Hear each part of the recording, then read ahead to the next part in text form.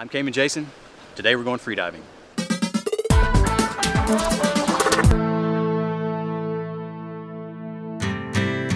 So welcome to Cayman's North Wall. It's swelly Friday morning. We're out here with our freediving model, Coral.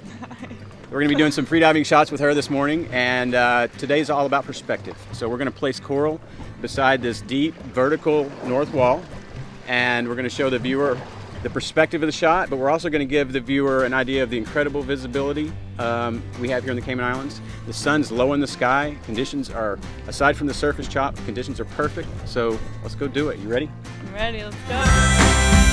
So I don't always freedive with freediving models. Sometimes I go in on scuba. Scuba gives me the ability to drop down and pick my spot, pick the best light, and then I let the model swim through the light, and then I capture them as they pass through that perfect spot.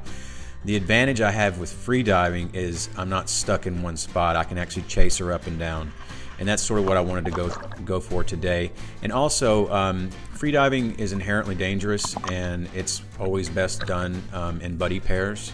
So we didn't have any safety divers here on this day. We just have the two camera guys at the surface. So I decided to freedive with Coral. I will also say that this is not a technique that I would recommend for anyone who's not a competent freediver. Freediving is dangerous on its own, and now when you hide behind a complicated underwater camera, when you start paying attention to your camera and not paying attention to how deep you are, how long you've been there, how much time you need to return to the surface, things can get dicey pretty quick. So I wouldn't recommend this technique unless you're a competent freediver. So I chose this dive site because of the vertical edge, this crisp line that you sort of see there in the distance. It's a dive site called Leslie's Curl here on the north side of the island. And I'm chasing down behind Coral about 10 feet, and this is where I'm going to start sort of clicking off here for our first shots. And I turned this one into a black and white because I wasn't in love with the color. This one's a f8 at 1/100th of a second, 14 millimeter focal length, and ISO 320. The area that she's diving over, I'm sort of not really focusing on that at this point. I'm just trying to show the viewer Coral vertical in the water column to give the viewer a sense of her descending, and that was sort of my thought behind the shot. As you can see now, she's sort of swimming back toward the surface, and I'm kind of following in. But this is going to be a process that we repeat over and over and over again until we get shots that we had planned on.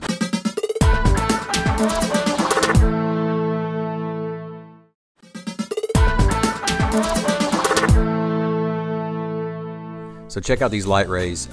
You can see the water sort of got dark a little bit. I think a cloud came over, and I'll just make a quick point here. When you're diving, when you're shooting underwater photography in a custom white balance mode like I typically do, it's important that when that cloud comes over, you rebalance your camera. But these light rays are amazing. They sort of dance vertically and diagonally through the water column depending on what the surface chop is doing. On a flat day, they come straight down. So here she's making her turn in the water, and she's headed back toward the surface, and this is the image that I chose from this series. And what I like about this image is her position in the water. You can see that the vertical wall is directly below her. She's nice and vertical in the water column.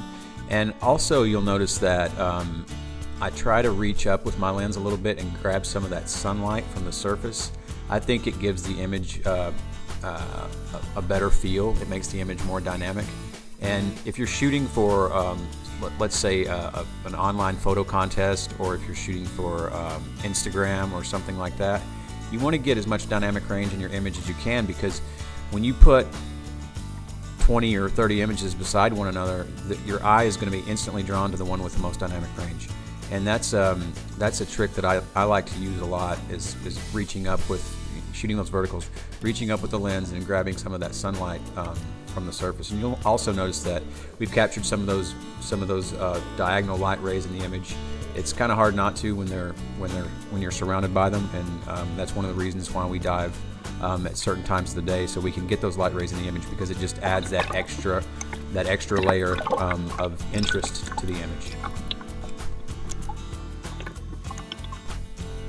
So here we are headed back toward the surface, and I just want to throw in that, working with Coral, working with a proper freediver, it makes all the difference in the world. She's an amazing athlete, and she makes my job really easy. You can see here she's flaring a little bit, slowing down, giving us more time to get the shot that we're there for. And you know, the way she moves through the water, she's not dissimilar from a fish, any critter that I would typically shoot underwater, in the sense that as she moves through the water column, the light falls across her body in different ways. As she twists and turns, as she makes her descent or turns to make her ascent, she's being hit with this light in a different manner. So just like a fish swimming underwater, you know, this is the same way I would photograph pretty much anything. And I'd also like to just add that on a shoot like this, I may come back with 1,000 images, and I think it's important to understand why that is. If you shoot 5 images, there's one best image out of that 5. If you shoot 1,000 images, there's one best image. So I'm of the school of thought that I'd rather try to choose the best of 1,000 than the best of 5. So I'm kind of that school of thought of the more the better. So if you've got the camera and you've got the memory in your camera, I'd say why not take as many as you can. So this is the pose that we were going for. It's kind of a flat pose. She's directly underneath the sun rays, and I really like this image.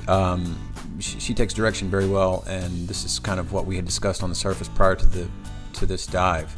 Now, if you look into the image, you'll notice that you can sort of see the lens and the reflection of the housing. There's nothing you can really do about that. It's just what's going to happen when you shoot an underwater camera up into the sun. You're going to get some of that reflection back from the inside of your dome port.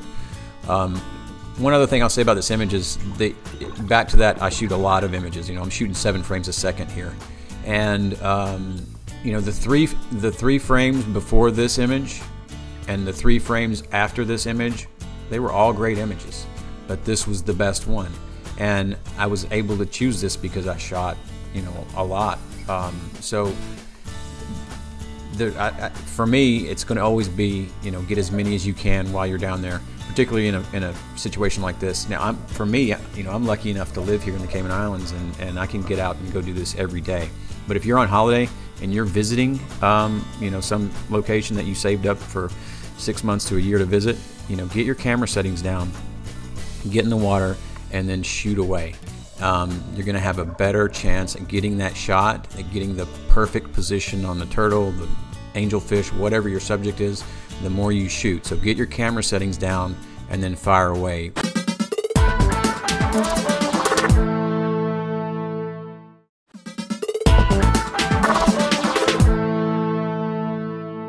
So here we are going back to the surface, and I just want to make mention of the fact that we've got 2 other photographers in the water with me today here. We've got Lance shooting Hero 6, and then I've got Ivan on the Panasonic GH5, and that's what you're looking at right now is the GH5. And you can see the effect pointed into the sun of this camera is terrible. You can see the writing on the lens, and you'll also notice that it's really sort of reddish, and the reason for that is we're shooting a custom white balance.